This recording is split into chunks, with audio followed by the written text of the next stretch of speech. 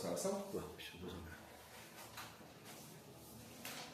Deus Pai, que o Senhor nos abençoe e proteja, que a espiritualidade amiga possa estar junto de nós, nos auxiliando, trazendo sempre o apoio, o amparo para o Elahá que hoje está a nos visitar e nos orientar em processos tão bons do Antigo Testamento.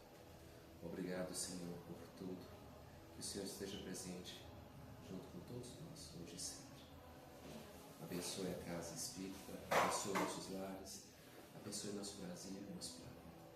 Que o Senhor possa olhar, Senhor, para as áreas de conflito, colocando no coração do homem a compaixão e a bondade. Obrigado, Senhor, que assim seja.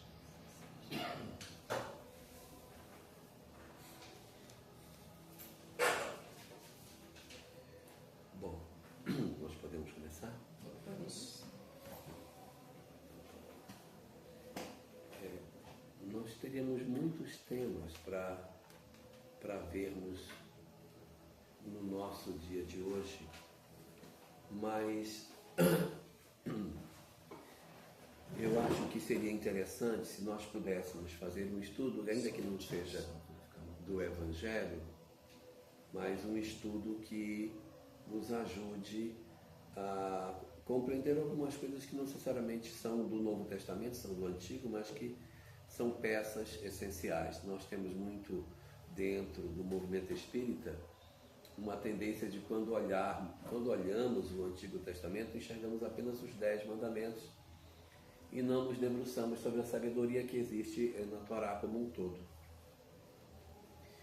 Então eu achei que seria talvez interessante que a gente hoje visse um assunto que faz parte do que está descrito no livro do Êxodo, antes da partida dos hebreus daquela região ali do Egito, que são as chamadas 10 pragas, que foi uma história que aconteceu quando Moisés foi negociar com o faraó disse que não libertava o povo, e aí ocorre uma sequência de 10 fenômenos distintos, que são fenômenos que de certa maneira vão servir para amolecer o faraó, fazendo com que ele libertasse o povo no final da 10ª praga.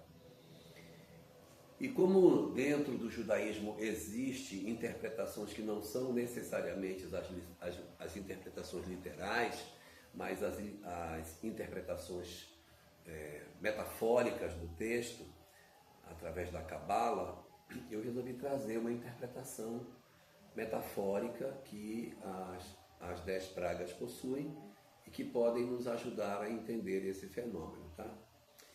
Então, nessa questão da transformação moral que a criatura humana pode experimentar durante a vida, nós vamos perceber que a questão 614 de O Livro dos Espíritos nos fala que a lei de Deus é a única verdadeira para a felicidade do homem. Indica-lhe o que deve fazer e deixar de fazer, e ele só é infeliz quando dela se afasta. Ou seja, a questão 614 vai nos falar que todas as vezes que nós nos afastamos do bem, nós automaticamente iniciamos um processo de sofrimento e experimentação da infelicidade. Isso nos mostra que, na verdade, o foco de Deus é que nós andemos sempre pelo caminho do bem, pelo caminho que seria o caminho da lei de Deus. Na leitura da doutrina espírita não existe o caminho do bem e o caminho do mal, só existe o caminho do bem. Se você não está no caminho do bem, você está no descaminho do mal. O mal não é caminho, o mal é descaminho. E o foco da doutrina espírita é exatamente a transformação moral do homem, ou seja, trazer o homem de volta para a condição de felicidade. Todas as vezes que o homem se furta de viver a lei de Deus, ele automaticamente experimenta o sofrimento, a dor, a infelicidade. E o objetivo de todas essas informações é que a gente, promovendo a nossa transformação, nós nos libertemos daquilo que está conhecido por todos nós como sendo o homem velho representando todas as nossas imperfeições morais que precisam ser trabalhadas progressivamente para que a gente consiga se libertar e conseguir assim alcançar a condição do homem novo. Numa condição metafórica de tudo isso, com o texto do Antigo Testamento, o povo hebreu estava cativo. O povo hebreu representa o self escravizado pelo ego. O faraó é o ego que escraviza o self. Então o homem velho está escravizando o homem novo, ele está preso, porque o homem novo deseja viver as suas experimentações espirituais, mas o ego, que o faraó representa o poder, a força e todos os aspectos da materialidade, está impedindo com que esse povo se liberte. Se libertar, então, era um homem novo, né? Era um homem novo, tinha que libertar o povo hebreu, ou seja, eles estão cativos e é preciso que a gente vença o ego que escravizou o povo. Quando Moisés vai negociar com o faraó para que esse povo seja libertado, automaticamente vai acontecer um fenômeno.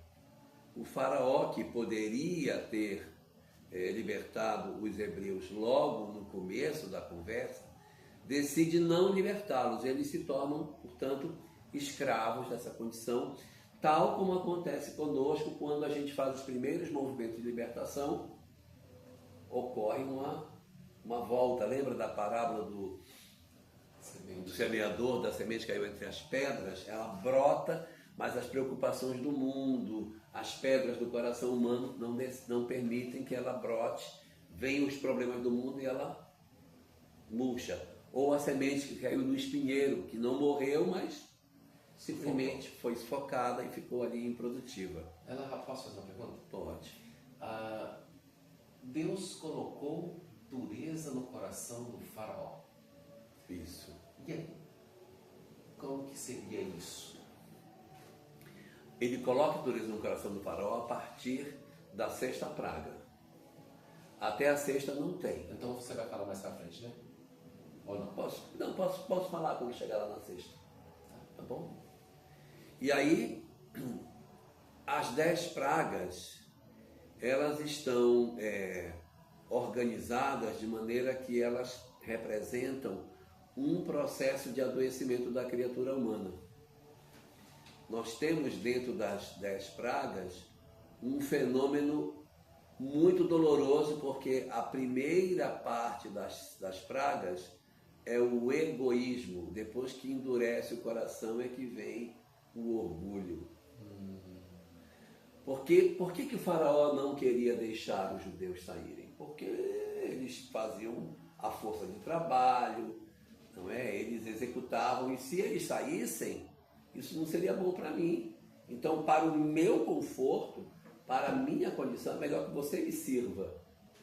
Então, eu quero você subserviente, porque a sua subserviência é conveniente para o meu adoecimento emocional. Então, o ego escraviza o self porque ele não quer que o homem novo nasça. Ele quer continuar dando as regras do trabalho que a gente precisa ter com a nossa libertação. Então, nós vamos ter, primeiro, 6 pragas, que são as pragas antes do endurecimento do coração do faraó. São 6 pragas. A primeira praga chama-se Dam, em hebraico. Dam, em hebraico, é sangue, que foi a transformação das águas do rio Nilo em sangue. O Nilo, na verdade, é o grande responsável pela vida do Egito. O Egito é uma dádiva do Nilo, já dizia o Heródoto. O Nilo representa todo o poder do Egito. Os países eram loucos para ter um rio como o Nilo, e o Nilo era que fazia o gigantismo do império. Então, ele representa o poder. É a minha grande força. É aquilo que eu tenho de mais poderoso. E quando aquilo que eu tenho de mais poderoso é usado de maneira equivocada, ela se transforma em sangue, que é violência. eu transformei o meu poder em violência. Aquilo que seria o meu instrumento de demonstração da minha força, eu converti num instrumento de opressão. E a partir do momento em que você oprime alguém, ou que oprime algo, que pode ser até você mesmo, quando você entra na esfera da violência, você rompeu com aquela conexão com o divino. Você descumpriu a lei moral. E quando eu descumpro a lei moral, eu automaticamente me insiro nos quadros de infelicidade. A lei de Deus é a única verdadeira para a felicidade do homem, de que ele deve fazer, deixar de fazer, e ele só é infeliz quando ela se afasta. Ou seja, como eu usei da violência, eu me afastei da lei de Deus, consequentemente, eu sou alguém que me inscrevo para as experiências da infelicidade e de ser alcançado pela lei de causa e efeito. Este é o resultado do que a gente fez, ou seja, eu tinha um poder e o meu poder se converteu em violência. Minha inteligência eu usei para oprimir. Minha capacidade de sedução eu usei para subjugar pessoas. Aquele que deu vida, então começou a dar a morte. O que deu vida ao meu reino, eu agora estou usando como violência, como morte. Este processo, ele é um processo que pode durar muito tempo, você vivendo na primeira praga, sem se dar conta disso. Você estabelece um processo de perseguição a alguém ou a si mesmo, transforma a sua grande força na sua violência e não se dá conta disso. Eu vou viver o meu Nilo transformado em sangue. Então, até o momento em que você pode, pelo natural processo evolutivo, descobrir que você está fazendo uma coisa que é errada. Quando você descobre que aquilo é errado, aquilo começa a incomodar você. E a segunda das pragas do Egito é Tsifardeia, que significa rãs. A segunda praga são as rãs, porque o incômodo saiu do Nilo e veio para cima de mim. O Nilo estava lá longe, eu fazia as minhas maldades e o rio tornou-se sangue lá. Mas eu não estou diretamente conectado com a história do que está acontecendo no rio. Só que quando as águas se tornaram sangue, os peixes morreram. E as rãs saíram do rio em busca de comida. E elas invadiram as propriedades dos egípcios, entraram nas casas, todo lugar onde eles iam, aquelas rãs estavam. Então imagina, você está num local, sabe, uma porta, tem rã, aí você sai, meu Deus, para onde você vai, aquele negócio parece que vai te pulando atrás de você. É o remorso. É o remorso de eu ter usado a minha força como violência e agora ela me segue para onde eu vou. Igual quando você faz uma coisa errada e você se dá conta de que você fez errado, todas as vezes que você para um pouco, aquilo vem na sua cabeça e você, não gosto nem de lembrar disso. Não gosto de lembrar disso. Não quero nem tocar, não toca nesse assunto. É a rã pulando atrás de você o tempo todo. Esta é a segunda das pragas do Egito. E podemos também fazer uma analogia, visto que você está falando, que a rã, por ter também uma respiração cutânea, significa que isso é talvez aparente em toda a pele, quer dizer, em todas as situações se sente talvez isso te incomodando? Vai piorar, porque isso ainda é só a segunda praga, vai ficar pior. Você vai ver que o processo vai piorar, porque a rã ainda está perto de mim, mas não está em mim. Ela me incomoda, mas ela não é uma coisa que está em mim de maneira mais efetiva. Quando você vai para a terceira das pragas, chama quinin, aí são piolhos, aí o incômodo te persegue pessoalmente. Porque da rã eu consigo fugir, eu me tranco, eu fujo, fecho a porta, e no piolho você vai fazer o quê? Ele segue você para onde você vai. E ele vive do seu sangue. Vive do seu sangue, vive das suas coisas, você não tem sossego, aquilo não te deixa dormir, aquilo coça o tempo todo. Então, essas 3 primeiras pragas, elas são muito típicas da depressão leve. A depressão leve é o sentimento de fazer as coisas que não deveria.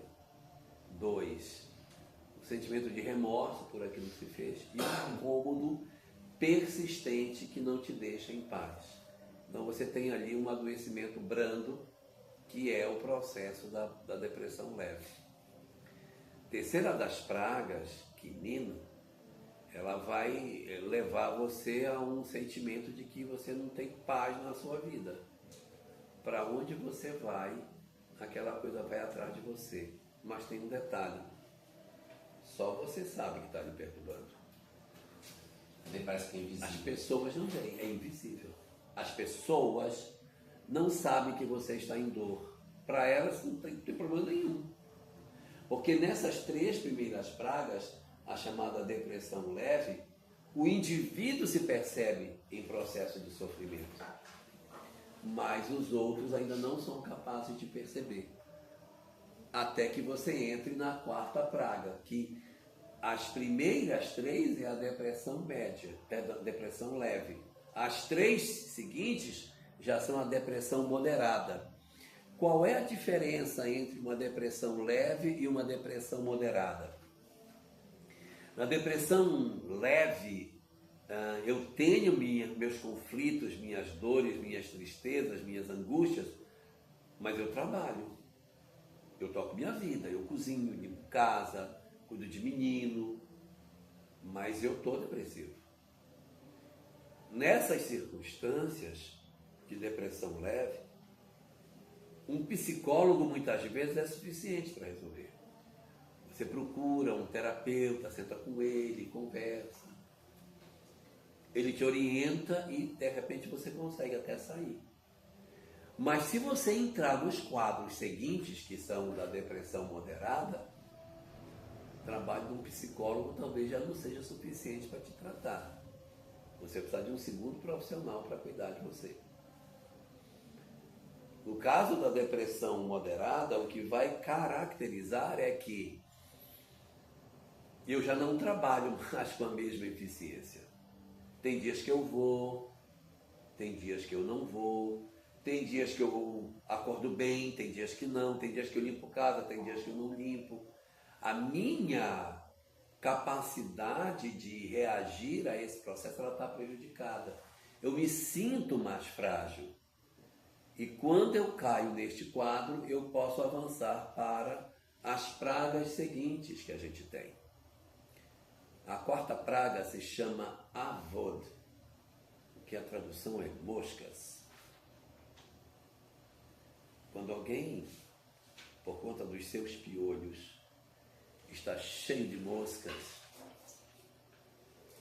as outras pessoas começam a perceber que você não está bem. Você cheira mal, sua cabeça está cheia de pus.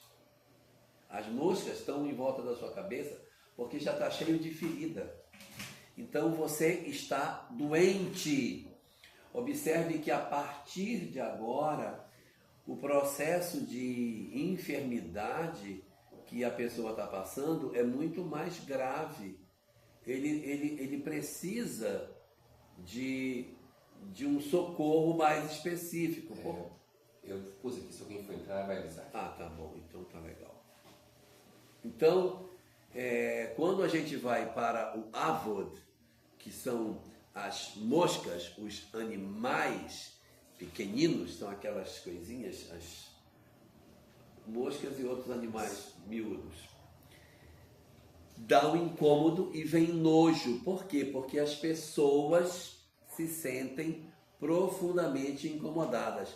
E há uma coisa, toda vez que a praga era par, o faraó prometia que ia soltar e não cumpria.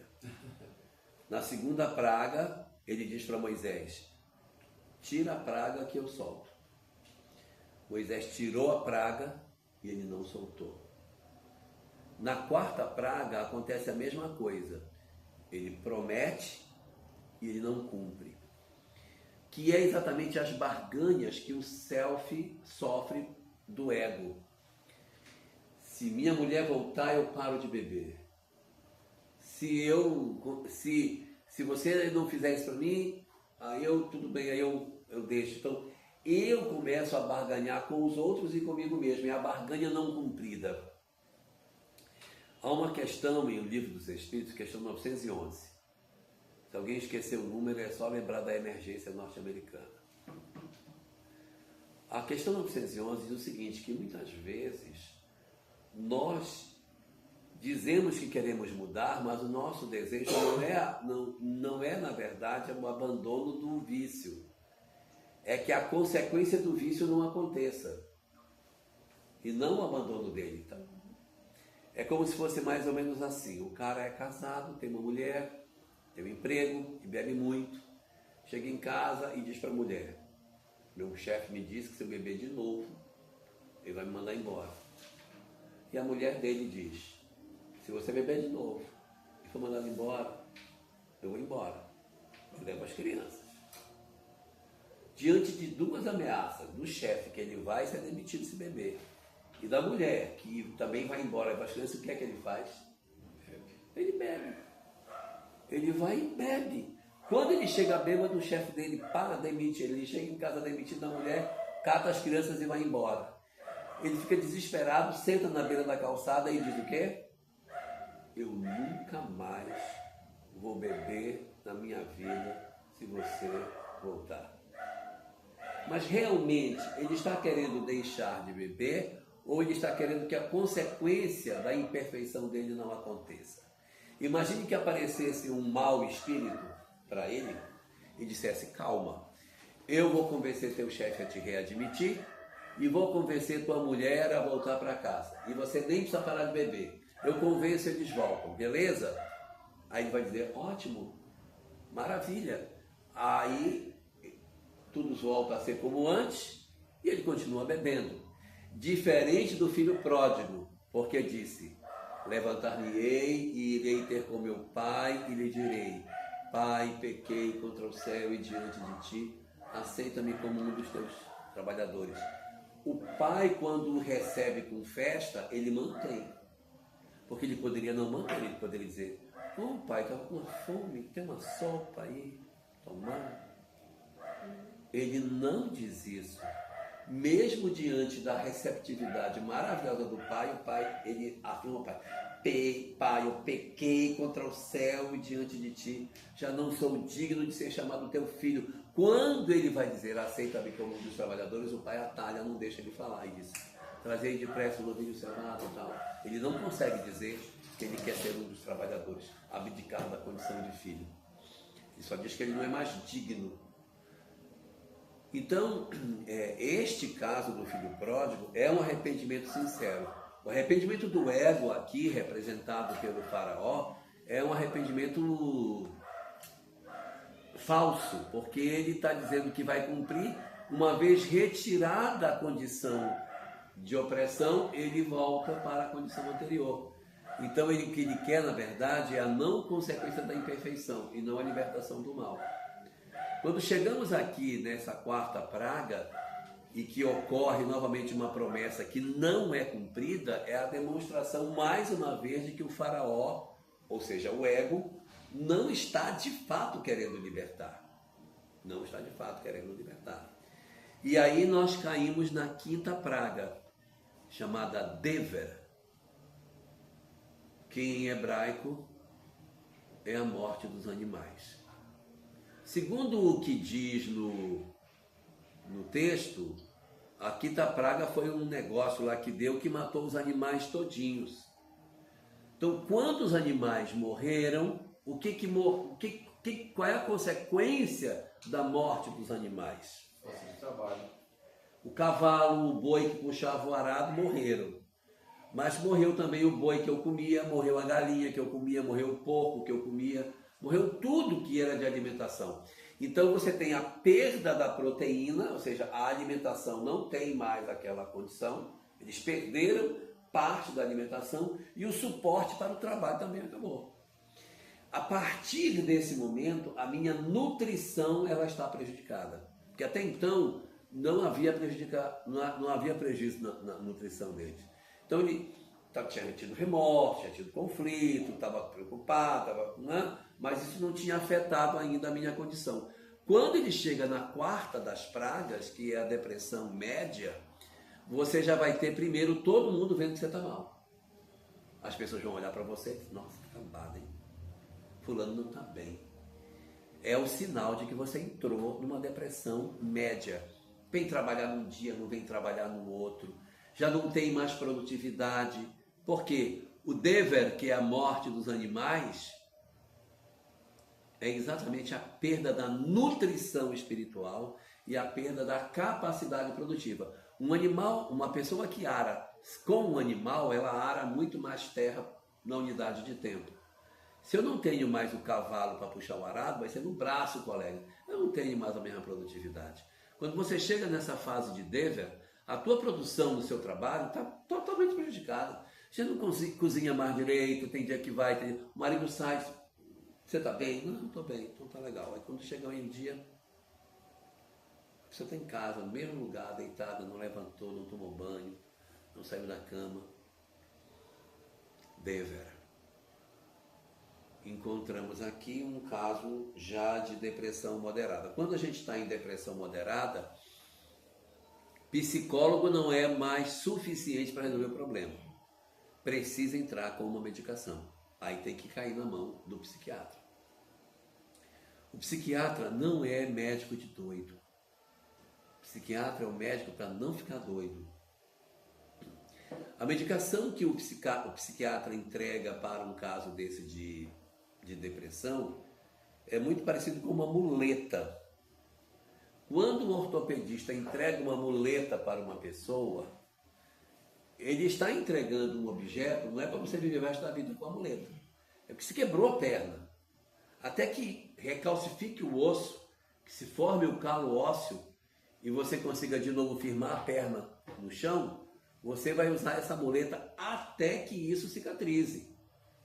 Cicatrizando, a muleta não tem mais nenhuma serventia, é só por um período. Quando eu estou em depressão, que entra num caso desse de depressão mediana, eu estou vivendo um quadro doloroso, no qual eu vou precisar certamente de uma substância para servir para mim de muleta. Enquanto eu estou na crise, eu vou precisar de uma medicação para que eu consiga andar. Vai ser a minha muleta. Quando formar o calo ósseo, tira a muleta e anda. Não é para viver o resto da vida tomando a medicação, como ninguém vai passar a vida inteira de muletas. Resultado, esse processo de adoecimento que a gente passa durante esse período, ele é um fenômeno relacionado com a necessidade nossa de reagirmos através de uma substância química, porque eu não estou conseguindo sozinho. O psicólogo, com as motivações, nos ajudaria a produzir neurotransmissores e fazer com que a gente conseguisse sair da depressão. Ele vem, dá um estímulo, não, vai fazer um exercício físico, vai para a academia, faça isso, procura um centro espírita, lá você toma um passe, entra no trabalho assistencial, faz uma coisa, entra num grupo de ciclismo para fazer uma trilha no meio da mata, e vai dar umas ideias. A pessoa, olha, entra num curso de culinária, vai aprender a cozinhar, sai dessa condição, você sai da sua rotina, você está preso na rotina. Se você vai para uma depressão mediana, talvez esse conselho já não consiga mais, porque eu estou tão abatido, as minhas taxas de resistência ao processo de adoecimento estão tão baixa, que eu preciso de uma substância para me elevar em termos de humor, para que eu crie motivação. Aí é como se fosse um motor de arranque, aquilo empurra, aí você sai, pronto, aí daí você vai embora. Mas eu preciso de um momento inicial de torque para eu sair do meu processo de adoecimento. E daí nós chegamos na sexta praga. A sexta praga chama Shechina. Shechina é sarnas, úlceras que deram na pele das pessoas. Elas ficaram todas ulceradas, todas machucadas, todas feridas, tinham muita febre e não conseguiam mais trabalhar. Ainda nem que falta o cavalo, não falta nem o boi. Eu não dou conta mais. E tem um detalhe, né? Gera um afastamento de quem está próximo, né? Começa a ficar com nojo. Sim, você vai se afastando. As doenças impediam que os egípcios trabalhassem. Então eles já não estavam mais com o cavalo para puxar o arado e também não podiam puxar. E aí como é que fica? Como é que fica de fome? Olha a minha nutrição, como é que fica. Eu estou definhando em função do meu afastamento das questões espirituais. Se a gente perceber, nós estamos adoecendo aqui e estamos progressivamente destruindo a nossa capacidade de reequilíbrio. Neste momento, novamente a promessa é feita: tira as úlceras que eu solto vocês. E ele tira as úlceras e o faraó pela terceira vez diz: eu não vou tirar. Tirou porque quis, eu não vou fazer. Então ele vai jogando com Moisés o tempo todo. Foi aí que entrou a dureza do coração. É aqui que entrou. Que poderia ter mudado. Se tivesse o perdão. Existe uma coisa que nos adoece muito quando a gente tem depressão, que é o não perdão. Não perdoar nos adoece. Se eu tenho alguém que me machucou, que me feriu, que me maltratou, eu desenvolvo um ódio por esta pessoa que me machucou, eu tenho grandes possibilidades de adoecer. Existem vários adoecimentos que acontecem quando a gente não perdoa. Existe o adoecimento físico, que eu nem preciso dizer, gastrite, câncer, problema de taquicardia, um monte de coisa que dá. Existe o adoecimento emocional, o cara fica doente, fica amargo, fica péssimo. Uma pessoa que não perdoa, ela cria uma atmosfera de negatividade em torno dela. E aí ninguém quer conviver com ela, ela tende a viver sozinha, porque ninguém gosta de viver com pessoas amargas. E ela vai ficando alijada, porque está adoecida. Ela adoece. Então aqui a doença representada por Sherim é exatamente todos esses mecanismos de sofrimento que decorrem da nossa insistência em manter um processo de adoecimento. O perdão seria o grande instrumento recuperador das nossas almas aqui. Além do adoecimento físico e além do adoecimento emocional, existe também um adoecimento temporal nosso. O nosso tempo também fica adoecido. Por quê? Porque quem guarda mágoa, quem guarda ódio, vive muito no passado, e quando eu vou para o passado, eu não estou no presente. O dia que eu briguei com essa pessoa, ele tem mais de 1000 horas, porque todo dia eu tiro 1 hora para lembrar da hora que eu briguei com ela. Então, se toda vez no presente eu tiro 1 hora para ir visitar o passado, o meu presente fica com 1 hora menos. E se eu passo 10 horas por dia lembrando do passado, o meu dia de hoje tem 10 horas a menos. Então você tem muito mais passado do que presente. Porque você fica muito mais fixado no ontem do que no agora. No livro Ceifa de Luz, capítulo 45, Emmanuel tem uma expressão muito interessante lá, em que ele diz que a condução de um veículo é muito semelhante à forma como o espírito deve conduzir sua vida. Em que o espelho retrovisor é um olhar para o passado. Se o motorista olhar muito para o retrovisor, o que acontece? Bate. Se ele não olhar para o retrovisor, vai bater também. Então, como é que a gente faz? É uma olhadela rápida para se orientar e o olho é para frente. Assim é o passado. Eu olho só para me orientar, mas eu não posso ficar fixado nele. Se eu olhar demais, eu vou bater. Se eu olhar de menos, vai bater também. Tem uma dosagem de passado que faz com que a gente consiga ir sem se machucar. Assim também, se eu fico olhando muito para o ontem, eu adoeço e não vejo hoje. as pessoas estão ao meu lado e eu não vejo. As pessoas estão convivendo comigo, eu não estou enxergando, porque eu estou preso no meu passado.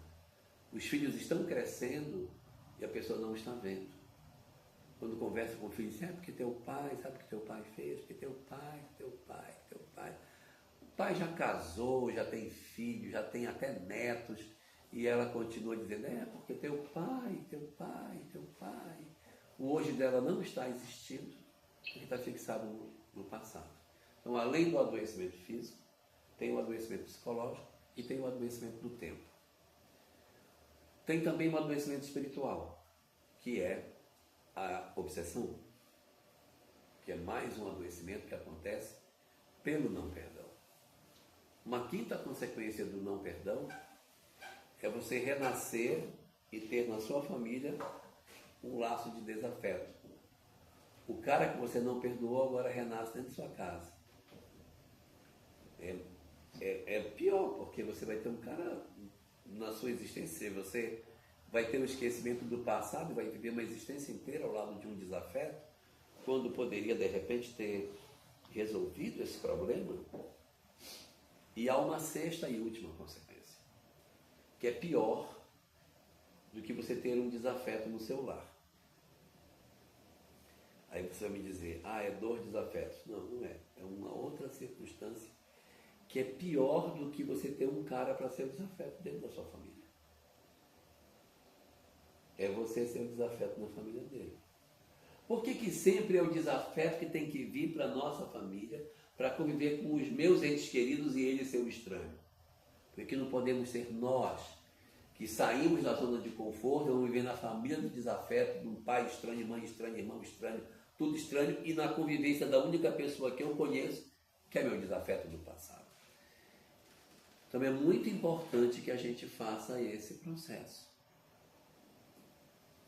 E diz o texto que a partir do momento em que houve a sexta praga e a terceira promessa não cumprida do faraó, Deus endureceu o coração do faraó.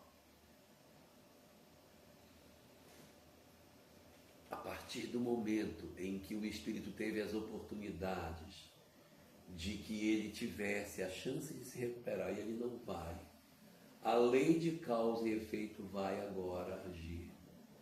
E ele vai ter experiências extremamente dolorosas.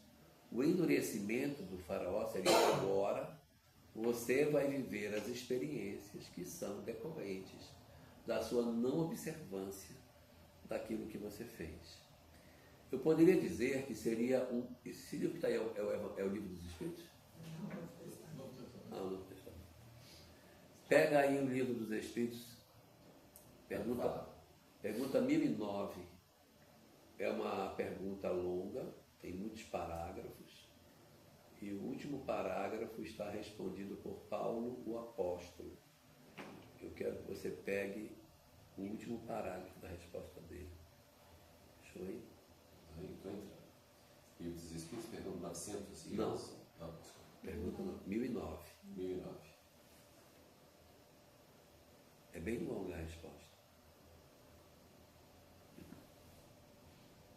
Achou? Estou entrando agora. 1009. Vamos para ela. Deixa eu achar o parágrafo. Estou só entrando. Se quiser, pode abrir aí também. Eu posso. Você pode abrir aí. Gente, eu tenho todo o poder. O poder está em suas mãos. Eu achei aqui, ela é enorme. Tá, Ela é enorme, lá embaixo. E 6 parágrafos. Eu quero este parágrafo aqui, ó. Paulo Apóstolo. 25. Este 23. 23. Leia para nós, por favor. Penúltimo parágrafo. O que é o castigo? O que é o castigo? Você sabe o que é o castigo? Porque diz que Deus vai castigar. E o que é o castigo? Leia para mim. A consequência natural derivada desse falso movimento. Uma certa soma de dores necessária a desgostá-lo da sua deformidade pela experimentação do sofrimento. Ok. O castigo é uma consequência natural da desobediência do espírito em relação à lei de Deus. Como ele desobedeceu, ele experimenta consequentemente o castigo. E o que é o castigo? É a consequência natural desse falso movimento. Uma quantidade de experiências para desgostá-lo desse afastamento da lei de Deus. Então, quando o faraó faz o movimento dele de fugir daquilo que seria... Botão esquerdo, irmãos, para voltar. Aqui. Daquilo que seriam as doenças que ele teria, e ele poderia ter se recuperado aqui, então ele vai encontrar as consequências, o castigo, que é a consequência natural do mau passo. A partir de agora, o que vai mover o faraó não é o egoísmo, é o orgulho. Agora eu não solto. Então o faraó decide não soltar mais. O coração do faraó ficará endurecido e não haverá mais negociação para sair. Nenhuma vez mais. Ele só negocia soltar até a sexta. Daqui para frente ele não solta mais. Então vai moer o faraó até o final. Porque em nenhum momento ele diz, agora eu vou soltar. Ele não diz mais. Então vejam que nós estávamos na sexta praga numa depressão moderada. Que já é grave, tá? A pessoa está com dificuldade de trabalhar, adoecendo com frequência, cheia de dramas. Mas agora eu vou entrar na depressão profunda. Agora o negócio vai ficar bem pior. Porque a depressão profunda não é mais aquele lusco-fusco de trabalho, não trabalho, vou, não vou, faço, não faço. É não vou, não trabalho, não faço. A pessoa faz uma ruptura com a vida social. Ela se abandona por inteiro porque ela acredita que ela não tem mais possibilidade de cura, ela não tem mais possibilidade de estar bem. E vem a sétima praga, chamada Barad, que é o granizo. Houve uma chuva de granizo que destruiu tudo. Destruiu todos os abrigos, as casas, os templos, destruiu tudo. Furou os telhados de tudo e matou o linho e a cevada. Eles tinham plantado linho e cevada e quando veio a chuva de granizo, destruiu tudo. Os abrigos são os abrigos da fé. Todas as pessoas que entram em depressão profunda fazem uma ruptura com a fé. Deus não me ouve. Se Deus existe, a Bíblia não está ouvindo. Eu não acredito em mais nada. Eu oro, mas eu não acredito em nada do que eu estou orando. Ninguém vai me ouvir. Quando uma pessoa vive o quadro em que ela se abandona na fé e diz, no meu caso não tem mais jeito, nós estamos diante de um caso em que a pessoa entrou na sétima praga. Tudo está destruído, ela destruiu tudo dentro dela. Só que quando acontece esta praga, havia um as na manga. Quando acabou, quando o granizo veio e destruiu tudo isso, o faraó disse, olha, a nossa situação está feia, mas não está desesperadora, porque a gente não tem mais galinha para comer, não tem mais porco, não tem mais boi, não tem mais nada. Mas a gente tem um vegetal. Aí o vegetal, o barado veio e destruiu, bateu nos galhos das árvores, as frutas caíram, destruiu as árvores todas, vocês não tinham nenhum vegetal para comer. Aí o faraó disse, mas calma, nós plantamos o trigo e o centeio para fazer pão. Vai brotar o trigo e o centeio, a gente vai fazer pão e vai começar a vida de novo. Então, havia um fio de esperança depois da sétima praga, dizendo, não, destruiu tudo, mas ainda tem a possibilidade do futuro. Interessante, né? O granizo é o tipo de praga que depois você não sabe identificar o que aconteceu. Porque ela deixa rastro, né? Ela não deixa rastro, quer dizer, ela não deixa vestígio. Não deixa vestígio. Né? O rastro ela deixa, mas o vestígio você não fala. O que foi? Se você não viu o graninho, você não sabe, não sei. Acordei de manhã, estava tudo destruído. Né? Agora, a água derreteu, o gelo derreteu. Derreteu, sumiu. Mas você fala, não sei. Tudo furado, tudo quebrado.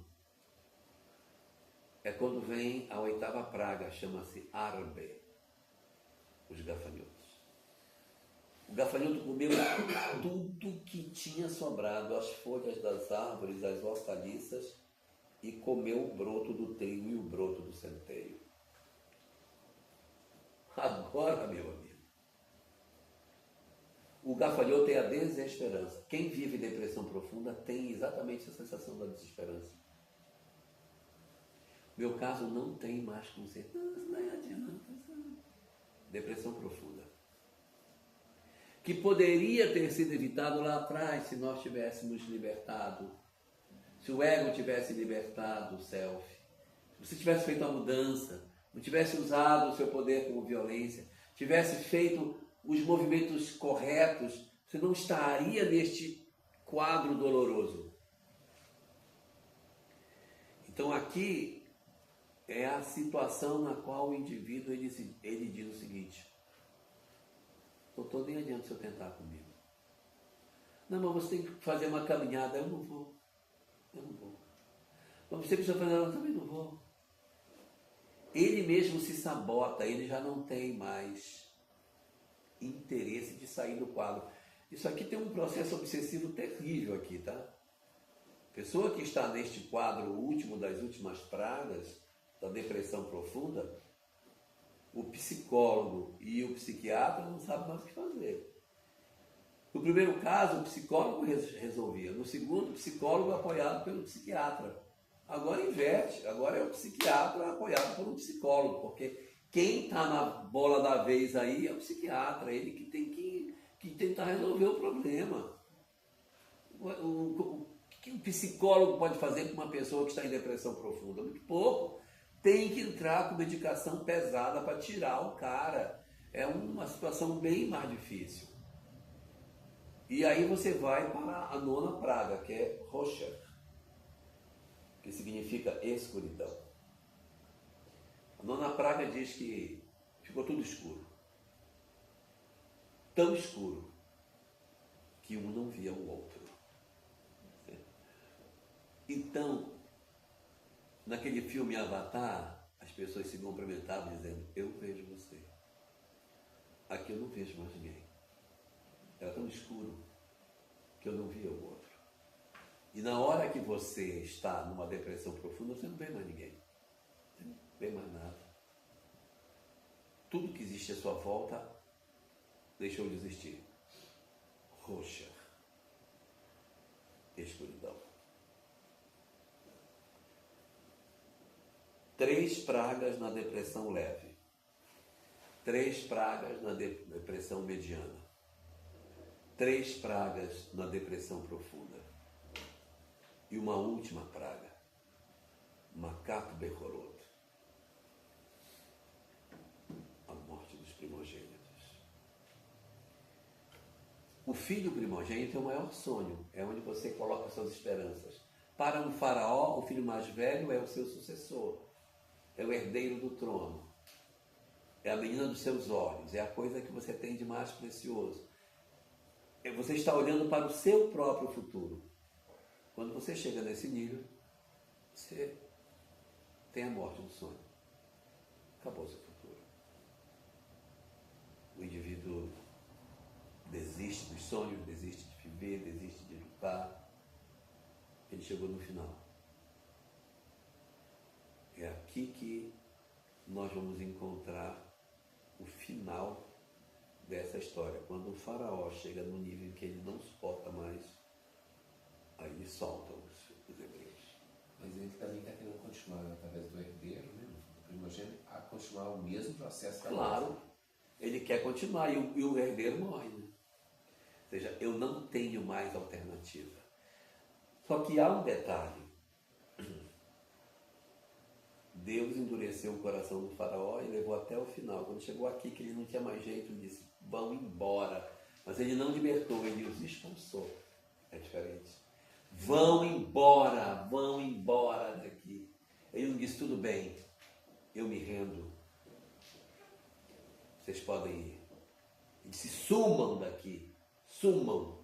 Aí os hebreus rapidamente pegam todas as suas coisas e fogem.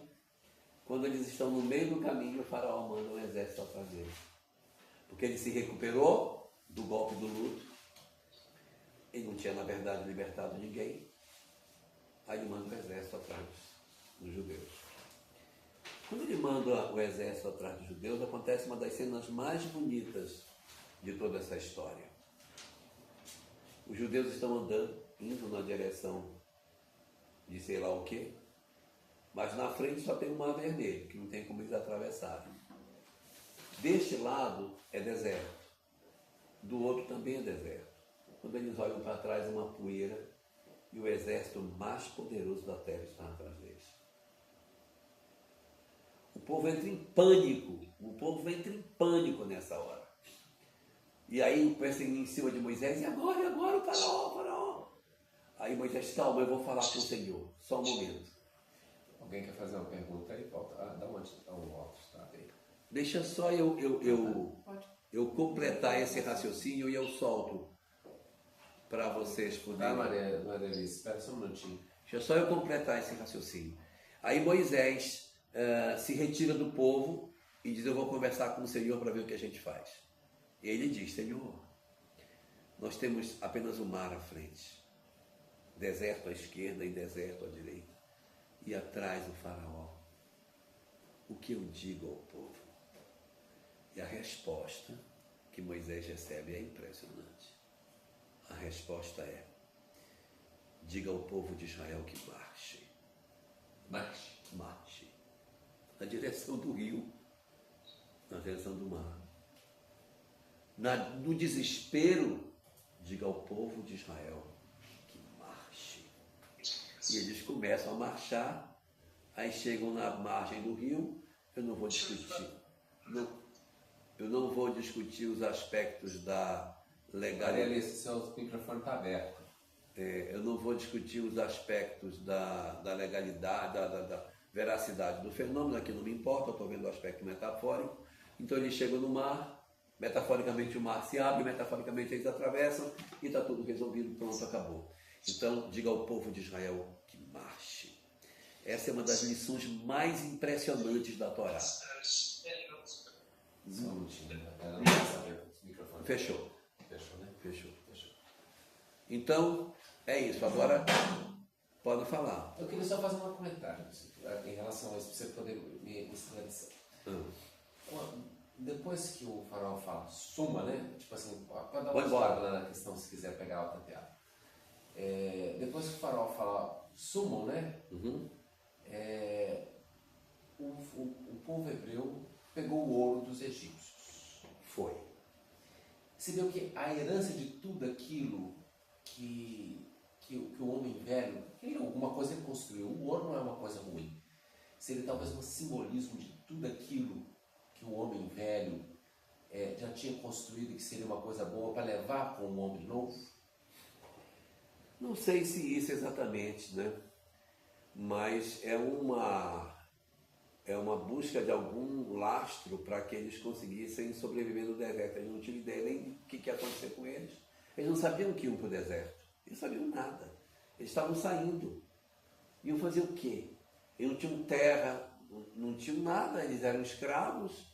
Então, na hora que eles estão saindo, eles pedem para os caras, me deem ouro para a gente ir embora. E os caras vão embora daqui, pega ouro, some, vai, some. Vocês são malditos, somam daqui. E aí eles pegam o ouro, esse ouro é feito um bezerro de ouro, tá? Porque as pessoas perguntam, como é que os caras que eram escravos um bezerro de ouro? Foi o ouro que eles pegaram dos egípcios quando saíram de lá. E aí eles saem do povo, daquele local e vão para o deserto. Eles não sabiam nada do que ia acontecer aí.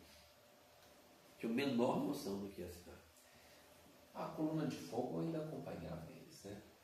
A coluna de fogo vai acompanhá-los depois. Agora, assim, até a divisão do mar? Não. Não tinha, mas assim, É agora, depois disso, que a coluna de fogo ela não existe antes da saída. Ela vai acontecer na saída. Você quer que eu mostre para você? Olha o horário. Vocês querem que eu mostre para você? Nós vamos até 7h30. 8h30, desculpa. Só uma dúvida, bem. Então eu vou mostrar um negócio para vocês aqui. Pode falar enquanto eu caso aqui. Duas coisas. Naquela pedaço quando você fala da escuridão, né? Isso me faz muito lembrar no depressivo, que eles chamam aquela visão tunelizada, né? Que se você não trabalhar aquilo, o paciente acaba cometendo um suicídio, né? Sim. E a parte, em qual pedaço que você daria alteração da memória? Em relação, porque você sabe que a depressão ela mexe com a memória, né? Em qual daquelas 3 fases você botaria mais a memória ali? Acho que é naquela parte ali do check-in da alimentação, quando ela perde a alimentação, ele perde as conexões na 6ª praga, check-in, quando vem o adoecimento. Esse adoecimento é de diversas ordens, inclusive os aspectos emocionais, mentais, porque a partir dali é só depressão profunda, né? Aí ele já correria o risco de suicídio. Exatamente. Deixa eu ver se eu... tá aparecendo. Deixa eu ver se eu localizo aqui. Não está aparecendo, mas deixa eu colocar aqui slide share. Se você colocar essa mesma pesquisa no outro lá, onde você está fazendo a coisa... Aqui, o slide share. Queria mostrar isso aqui para vocês. Vejam como isso aqui é interessante. Joga para o lado, tem que jogar para o lado. Clica essa para o lado. Aqui assim? Mais assim? Isso. Pronto, tá bom. Eu quero mostrar isso aqui para vocês. Onde é que eu apresento? Eu quero apresentar. Isso não está sendo apresentado na gravação, não. Se você tem um Alt Tab lá, a gente põe para apresentar isso aí na gravação. Você está compartilhando a tela, falta lá a coisa. Alt Tab. Isso. Ah, sim. Eu tenho que voltar aqui, né? Isso. Aqui. Isso. Não, puxa não no aqui. canto lá. Puxa lá no cantinho lá. Este aqui. Isso. Ah, era esse aqui que eu tinha escondido, né? Perfeito. Então vamos parar essa apresentação. Eu quero mostrar uma outra apresentação para vocês. Então aí você clica lá embaixo, né? Isso. Eu quero apresentar esse outro aqui. Depois vocês localizem na internet, tem esse site, e aí vocês vão dar uma olhada nisso aqui que eu quero mostrar. Onde está, senhor? Ainda não está, como ela aparece. Mais um, dois. Este? Mais Não. mais um. Este? Não. Onde está? É o último, então. Esse. É engraçado, né? Tenta nesse aqui, vai ver. Está aqui. Sumiu. Então, espera aí, só um minutinho. Localiza aí para mim. Vamos voltar aqui. Né? Se você pôs nesse aqui, ele está aqui. Tá nessa Porque guia, né? estava na guia do lado, por isso que a gente não está baixando. Não, mas exato. Eu queria agora apresentar isso aqui, que isso aqui apresenta. Você vai ter que clicar nele, então.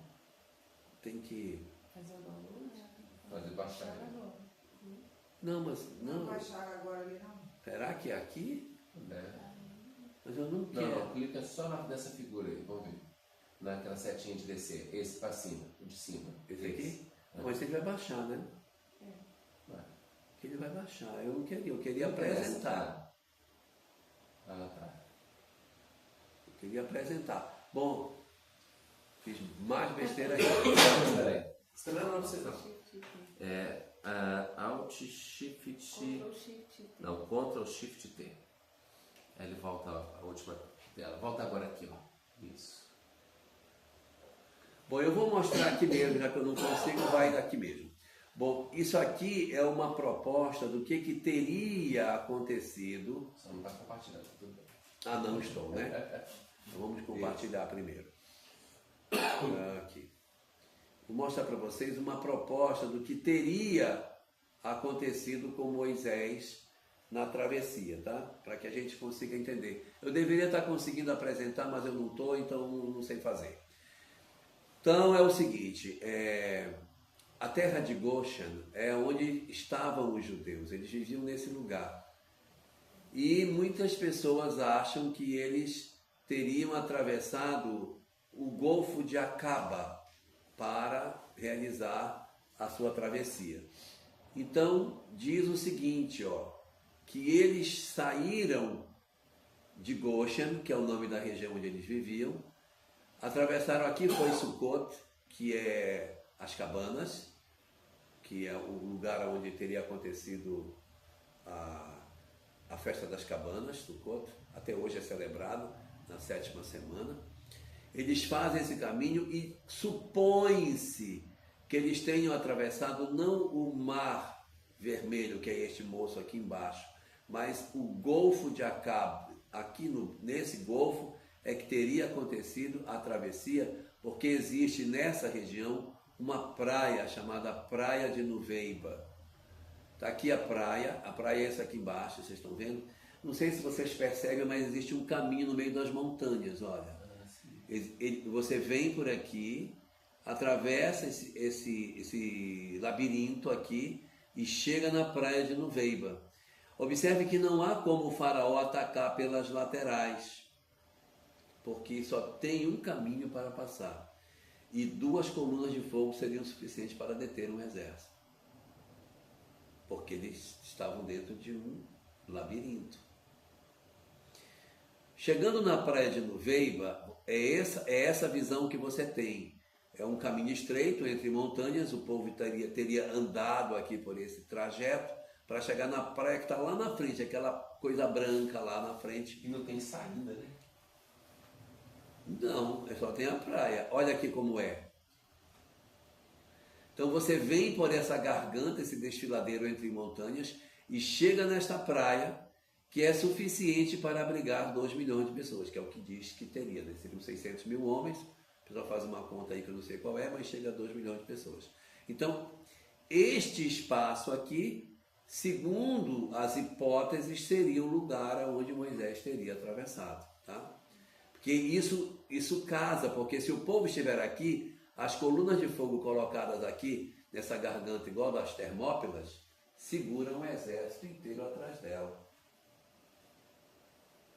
Estou confundindo vocês com o que eu estou dizendo? Tá, então só lembrando Apague assim, essa luz,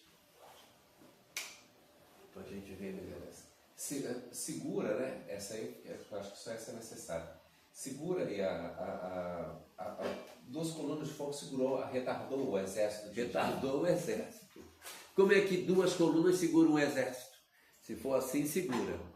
Vista de lado, a Praia de Nuveiba é isso aqui, ó. É essa coisa aqui, ó. Então, há muitos estudiosos que dizem que este seria o lugar onde tudo teria acontecido. Uma praia que daria 2 milhões de pessoas, se for dizer que é 2 milhões. Agora o relevo do fundo. Que tal o relevo? Olha como é que é. Mais raso.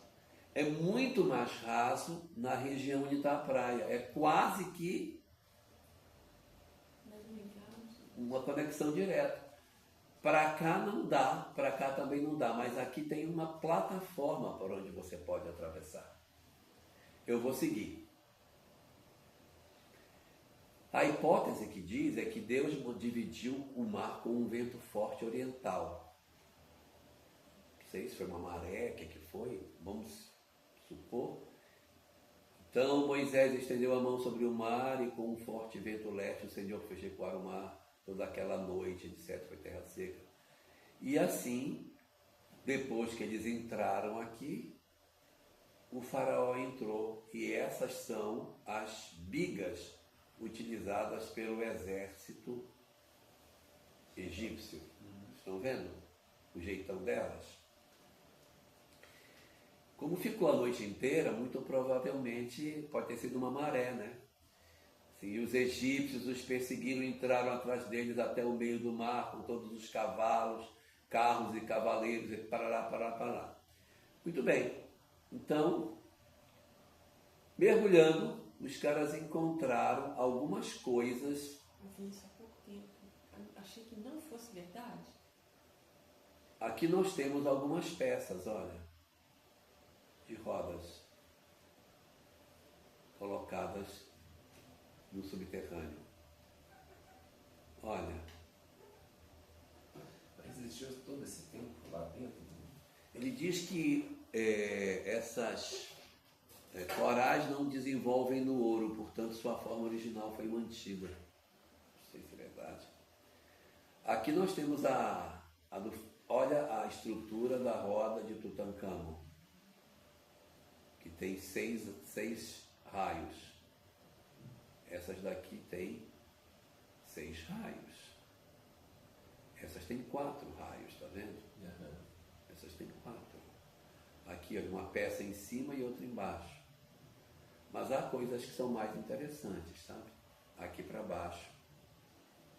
Queria mostrar para vocês. Aqui são algumas coisas que eles dizem que é a coluna memorial de Salomão. Isso para mim é o que é mais indicativo. Existe na praia 2 colunas, uma do lado e uma do outro. Que segundo dizem foi Salomão que mandou pôr. Por que Salomão colocaria a coluna lá? Essa coluna é. Está aqui a coluna, olha. Nessas colunas existem algumas inscrições que ainda está pelo meio, assim, que dá para ler, escrito Mitzrayim, que é Egito, Salomão, Edom, que é morte, Faraó, Moisés, Yahvé. Tem algumas palavras que dá para ler na coluna. Por que ele colocaria 2 colunas, uma do lado e outra do outro? Neste lugar. Então, o caminho que sai daqui da praia de Nuveiba, atravessando para cá, aqui é Egito, aqui é Arábia Saudita. Atravessando para a Arábia Saudita, nessa região, que é uma região que está fora da rota, que o Mar Vermelho é lá embaixo. Nessa região aqui, há sinais de passagem de hebreus, olha. Nas rochas, tem inscrições antigas. Então, nós não conseguimos confirmar se isso é isso mesmo. Mas a gente tem que estar aberto para o fato de que essas hipóteses estão colocadas. Se eles atravessaram com uma maré que baixou, porque é possível, né? Você tem uma maré que baixa, você atravessa. Então isso é importante para a gente ir entendendo. Agora, nosso objetivo no estudo do Antigo Testamento não é validar os versículos exigindo que todos eles confessem que são espíritas, mas é buscar só a sabedoria que o texto tem. Essa coisa de torturar os versículos para eles confessarem que são espíritas acaba sendo uma prática que não ajuda muito. Mas a sabedoria dá para tirar muita sabedoria do texto. Sabedoria. Mas não a literalidade do texto. Mas nas 10 pragas a gente consegue encontrar muitas coisas legais. Sem que a gente queira dizer, mas por quê? Mas o que é isso? Mas por que deu rã? Por quê? Tem alguns estudos científicos que tentam justificar. Houve um verão muito forte. Aí uma alga que se multiplica no verão se multiplicou e ela é vermelha. Aí ela cobre o rio e aí dá a sensação que ele ficou de sangue, mas é uma alga vermelha, que já aconteceu outras vezes, maré vermelha, e aparece no rio Nilo de vez em quando essa ocorrência, que mata os peixes porque eles não respiram, então as rãs fogem. A mosca com a da Então aí uma praga vai puxando a outra, né? Vai justificando, mas o mais importante não é exatamente a validação da literalidade, que isso não é o mais importante para nós, mas sim as lições espirituais que a gente consegue tirar de tudo isso que a gente consegue estudar. Né? Isso aí. Alguém quer fazer algum comentário, gente? Uma dúvida?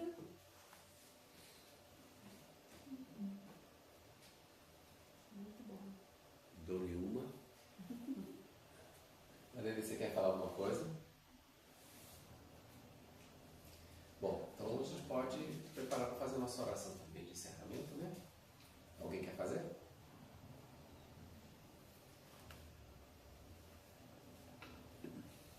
Deixa eu fazer? Tá bom. Mestre Jesus, amigos espirituais que nos assistem, nos acompanham, nós queremos agradecer por essa oportunidade de estarmos aprendendo um pouco mais. Pedimos o amparo, a proteção, para todo esse grupo de estudos, por aqueles que aqui se encontram, por aqueles que não puderam estar aqui na noite de hoje, todos aqueles que já passaram, já pertenceram de alguma forma a esse grupo. Que possamos, Senhor, seguir com confiança, com coragem, com vontade e determinação os nossos estudos, buscando sempre aplicá-los no nosso dia a dia. Que o Senhor abençoe a cada um de nós, nossos lares, e a todo o nosso planeta, para que a paz se faça em todos os corações. Obrigada por tudo, Senhor. Que assim seja. Eu estava lembrando quando você estava... Nós vamos chamar fora depois. Vamos sim, é Eu verdade. estava lembrando daquela parte que você estava falando, né? Muito interessante, né? Como é que essa parte do adoecimento é muito forte, né? Quando eu trabalhava lá no Lar de Teresa, no Rio,